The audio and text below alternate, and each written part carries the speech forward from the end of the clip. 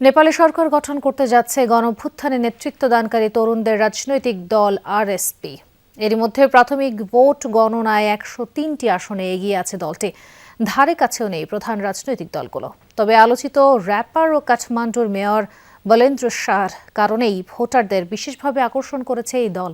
বরাবরই দুর্নীতি আর অনিয়মের বিরুদ্ধে সরব বলেন্দ্রর দলকেই তাই পছন্দের শীর্ষে রাখছে নেপালের জনগণ। RFL gas stove hassle free auto ignition নিশ্চিত করে ঝামেলাহীন রান্না। আরএফএল গ্যাস স্টোভ নিরাপদ ও ঝামেলাহীন।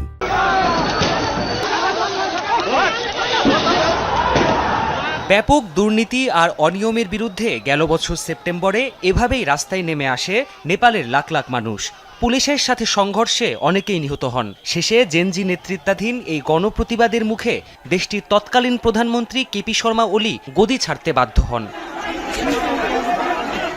এর 6 মাস পর নেপালে জাতীয় নির্বাচন আয়োজন করে অন্তর্বর্তী সরকার। বেশ শান্তিপূর্ণভাবেই হয় ভোট গ্রহণ। এরই মধ্যে প্রাথমিক স্তরের ভোট গণনায় নিরঙ্কুশ সংখ্যাগরিষ্ঠতায় এগিয়ে জেনজি সমর্থিত দল রাষ্ট্রীয় স্বতন্ত্র পার্টি আরএসপি।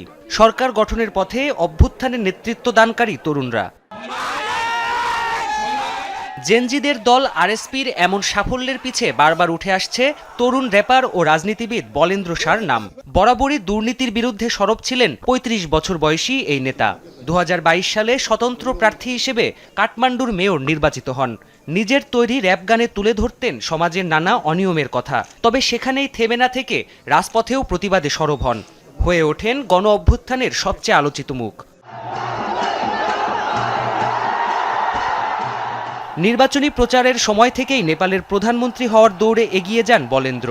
রাজনৈতিক র্যালিগুলোয় সাহসী আর স্পষ্ট বক্তব্য দিয়ে তরুণদের মাঝে ব্যাপক জনপ্রিয় হয়ে ওঠেন তিনি। প্রতিষ্ঠার মাত্র ৩ বছরের মধ্যে নেপালের প্রধান রাজনৈতিক দলগুলোকে টেক্কা দিয়ে ১০০টিরও বেশি আসনে এগিয়ে বলেন্দ্র শাহর দল আরএসপি।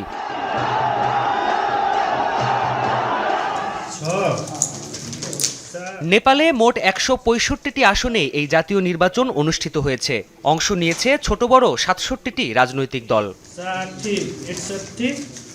প্রাণপ্রতিম কুণ্ডু, যমুনা নিউজ।